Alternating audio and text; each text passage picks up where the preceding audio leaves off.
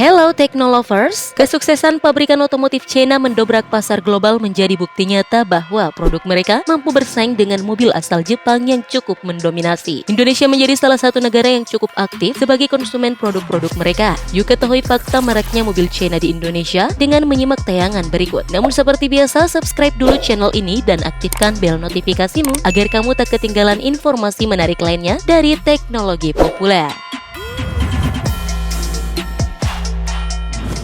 Dahulu di Indonesia, baik mobil ataupun motor, buatan China selalu saja punya catatan buruk penjualan yang tidak pernah mengalami peningkatan. Label Made in China kerap dianggap low kualitas dengan harga murah. Tak sedikit konsumen tanah air dirugikan akibat penggunaan kendaraan garapan mereka. Entah soal penampilan yang kurang menarik maupun faktor lainnya yang menjadikan produk mereka tidak bisa bersaing. Namun pabrikan otomotif China tidak pernah menyerah untuk mengambil kembali hati konsumennya. Pelan-pelan mereka berbenah dan akhirnya membuat kejutan di tahun 2018.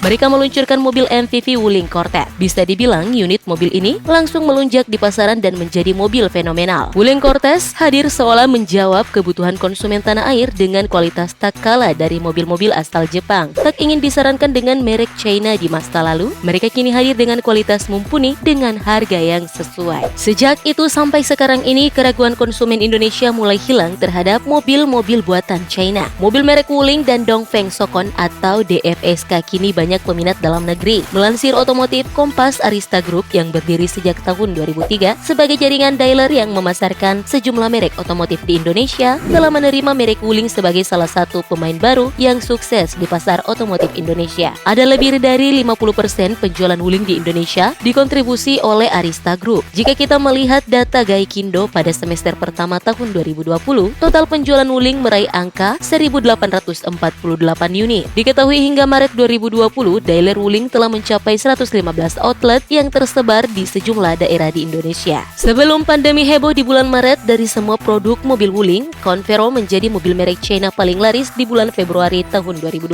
ini dengan angka penjualan mencapai 578 unit. Sementara saudaranya Wuling Cortez berhasil terjual sebanyak 163 unit dan SUV Wuling Almas terjual sebanyak 57 unit. Beda lagi dengan merek DFSK Glory 560 berhasil terjual sebanyak 66 unit, sedangkan Glory 580 laku sebanyak 16 unit. Angka-angka tersebut pastinya akan terus bertambah tiap bulannya. Mari kita flashback sepanjang tahun 2019.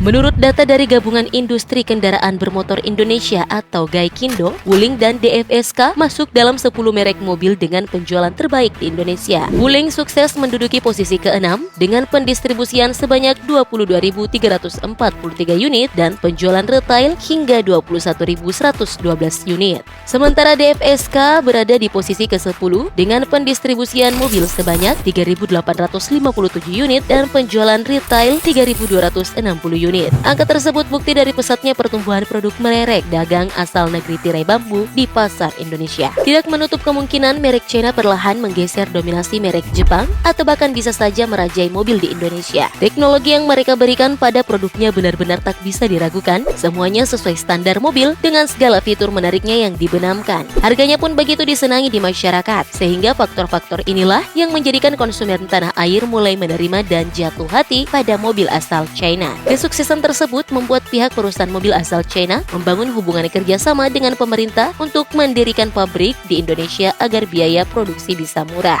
Wah, perusahaan asal Tiongkok sangat menunjukkan keseriusannya di dunia otomotif global. Satu-satu produk mulai diluncurkan sekaligus menjadi pesaing mobil-mobil yang tengah hits dari pabrikan Jepang. Lantas, apakah popularitas merek mobil Jepang akan memudar di pasaran? Bagaimana dengan konsumen mobil Toyota, Daihatsu, Mitsubishi, Honda, dan merek lainnya? Akankah mengubah haluan ke mobil buatan China? Menurut kamu? Yuk tuliskan opinimu di kolom komentar.